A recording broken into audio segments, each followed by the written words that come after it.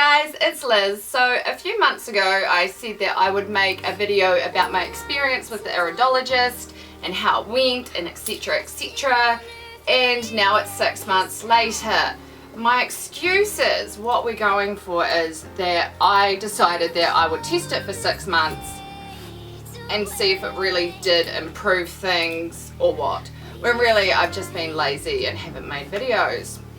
Right, so first things first, what is an iridologist? Okay, I'll give you my interpretation of what an iridologist is, but you know, just go look it up on the Googles. An iridologist, what they will do is they will look into your eyes and they will ask you a few health questions. And what he did to me was he asked me to lift the back of my shirt up and sort of rough the skin up on my back a little bit, which sounds really creepy but it's not. From doing those little things, they determine what you are lacking and what you need to put back into your body to help you be good, to help you be level, whatever you're looking for. I was very lucky. I went to a doctor in Auckland. I live in Christchurch. I flew up to Auckland, went to see the Backstreet Boys. I'm that cool. I know. He is actually known for his like fertility kind of side of it. Like he's the baby maker. What I went and saw the iridologist for, I have a lot of things wrong with me, okay, but what I specifically went and saw him for was I have a very large tumour growing in the nerve in my armpit. It's about this, well it's probably, yeah, it's about this sort of big. It's like if you got like a ping pong ball and squashed it, or an egg, squashed it, shoved it in your nerve. And you can imagine that is not very comfortable, it's just not very nice, full stop. I think I've had this tumour for about 8 years. What happened was they operated on it, they went into the nerve, they cut into it. I actually had 2 tumours at the time. They managed to pop one out, and this one that's still in there was stuck and they couldn't pop it out because you can't scrape around on nerves. And now it's grown bigger and it's got satellite tumours and there's tumours in my neck. My body just likes growing tumours. So I was seeing the iridologist for this. I go in there, he asked me all these questions like, what's your health history, what's your diet like, what's your family history like, this, that and the next thing. And I didn't want to give him a damn thing. I have been to clairvoyance, I've had Reiki, I've had Bowen, I've had all sorts of alternative treatment and I feel they have worked. But there's also that little bit of skepticism initially. So I'm always very skeptical because I'm just like, you're trying to tell me that after all these years and all these amazing doctors and me trying to do this, that and the next thing, and everyone's just like, well, sorry Liz, we kind of just have to wait for the pain to get too much and then we'll operate and then you'll have a fucked arm, is the long and short of it. I was so impressed with him. Not initially. Initially I was just like, oh yeah, let's see where this is going. And he said the smartest thing ever and I'm like, I can fucking trust you because you've said the smartest thing ever. He's like, it's just science, Liz. All we need to do is get the chemicals in your body right and you will be right. No fucking shit. Light bulb moment. So I was like, I like you, I trust you. So anyway, he does all the wee tests, to look into your eyes, ask you the questions, rub your skin the wrong way, and he's like, this and this is wrong with you. And I was like, whoa, okay, yeah, these are things that are wrong with me, but they had been presented to me in a completely different way. I always used to think that I would get the most raging, screaming bladder infections. It would feel like a cactus was in my hoo-ha. I ended up in emergency more than once because of my so-called bladder infections. I had my oncologist writing me prescriptions for the most hardcore antibiotics, and he's like, no, your body acidity level is quite high, and especially in that area. And I'm like, oh, cool, rightio. Sweet, can we do something to fix that? And he's like, yep, I'll prescribe you some apple cider vinegar and that should clear that up. Lo and behold, it works. We'll get into it, but it totally works.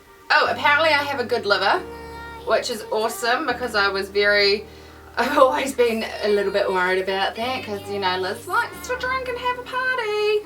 And he also figured out that I get adrenal fatigue. I have been told more than once I have chronic fatigue, yeah, you go talk to a normal doctor about that, their eyes will roll back in their head and they will just be like, what makes you so fucking special? And I don't want to be fucking special, I just want to know what's wrong with me so we can work shit out so I can be productive and normal. So for him to be able to solidify that there is actually something wrong with me and it's not just in my head, that was very, very nice. He also said I have a very low antioxidant level. They do this crazy test where he has this little machine out the front, you put your finger in it, and I can't remember, it might just like, you put your finger in it and magic shit happens basically, and it comes up which colour you are, and colours, you know, colours equal certain things, and I was like literally, I was orange, and red is like if you're dying, and I was like in the middle of orange. I think yellow was meant to be like what an average person or a below average person was, and I was like in the middle of the, oh girl, you need to sort your shit out really quickly, this orangeness. So basically he recommended for that I do the green smoothies and I have really high antioxidant things like pomegranate juice, etc, etc. A quick way you can test what your antioxidant levels are like at home, if you push on your finger and it doesn't pop back up, if you get a real indent on the pads of your fingers, that pertains to like your antioxidant levels and your well-being.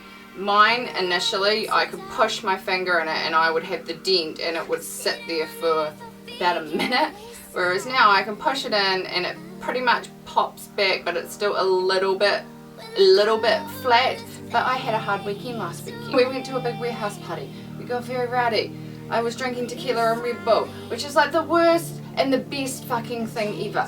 But anywho, what did he end up prescribing me to try and help me with all these crazy things that are wrong with me? Organic apple cider vinegar. I have 2 tablespoons of this a day. I have 1 in the morning and 1 in the evening. If I have been naughty and I've eaten dairy or gluten or just something that doesn't really agree with me, I will have this with my meal as well, just to try and sort out those acidity levels. He also prescribed me some pills, which I don't have the other bottle, and I'm normally really good and have my bottles and my pills everywhere, so that I'm just like, shit, need my pills, swallow them, because I'm fucking useless at getting on a schedule. So he prescribed me 2 different types of vitamins. What is this? This is potassium chloride here, which always sounds real like sinister, eh? But I think he gave me this because I can't eat bananas and stuff like that. They just do not like me at all. So I have to have this potassium. Other one he prescribed me is called SCF. Now, I don't know where the bottle is, but basically it's the other thing that I'm lacking. I'll put it down in the description below. I do need to restock up on all these pills before bloody Christmas, because the dispensary is going to close, and problem. So now that we've got that out of the way, do I feel that this has actually worked? Yes I do. So the day I went to the iridologist, we were going to the Backstreet Boys that night, my arm was really sore. I was saying to my sister-in-law, I'm like, look, my arm's getting to the point where I'm going to have to start wearing a sling because it hurts just to have it like hanging down. Went and saw him, went home, had the first lot of everything, went to the Backstreet Boys, danced around, jumped around like a freaking fiend, went to bed. I woke up in the morning and I could do this. And I know you're going, wow, you can put your arm up, good for you. But I had not been able to do that for months without it feeling like I was getting electrocuted. That was the first morning in years that it hadn't felt that way. It was just like I woke up, did it, and like instantly walked into the kitchen and went to my sister-in-law, oh my god, look what I can do, oh my freaking god. And then it was just like, shit, okay, is this just a fluke? Is this gonna work in 3 hours? Is this gonna work in 12 hours? Like, I can't handle this if it's not going to work long term. Like, it's gonna fucking crush me. Like, I've had enough things happen to freaking crush me. So I do need to mention I have really bad endometriosis. I was on hormone blockers. I had my last shot May last year and it was a 3-month dose, and it was probably the dumbest thing I did. Being on hormone blockers, basically what it does is it shuts down all your estrogen. As I said, I had my last shot of that in May. It was a 3-month shot. It took till May this year, 2015, to actually wear off completely. My period started again, and I think it was either the first month or the second month I ended up in hospital because I literally just, you know what it's like if you got really bad endo, like you're sweating, your stomach, like you're passing out, like it's just fucking awful. And the reason I bring this up is the iridologist also said another really intelligent thing. He's like, your left side of your body is where your hormones and all that are filtered. So your lymphatic system on this side, all your hormoniness filtered through this side. Well, this is where my tumour is. I had HER2 positive breast cancer. Like, my body just makes far too much estrogen. My point is, it's been 6 months of periods again. The only time my arm ever really kind of hurts is if I forget to take my medication for a few days or if it's my period. It seems to flare it up. And I know normal doctors are just going to be like, what are you talking about, Liz? But it flares up. My arm hurts extra much around then, and it's just not cool. Although we went to Canada about 2 months ago now, I was very lucky to be able to get a medicinal marijuana card, and I was able to get the real high cannabinoid oil and have that there, and I found that really did help a lot. I'll make another video for that, or this video is just going to be like an hour of me going and say blah blah blah blah blah. Hope that kind of like explained what an iridologist was. You spend good money going to these doctors and hope that they will work when the normal Western medical community has basically told you in no uncertain terms, look dear, you're fucked. I mean, I'm paraphrasing. They're not going to swear at you like that. I mean, I haven't wound up my doctor that badly yet. At least not to swear at my actual face. The alternative treatments that I've done in my life have actually helped me a lot more sometimes than the Western treatments and all the medication that goes along with it. So, bullet points. Iridologist is someone who will look in your eyes, ask you a few questions, and basically tell you what is wrong. He's like a really cool magician if you get a good one.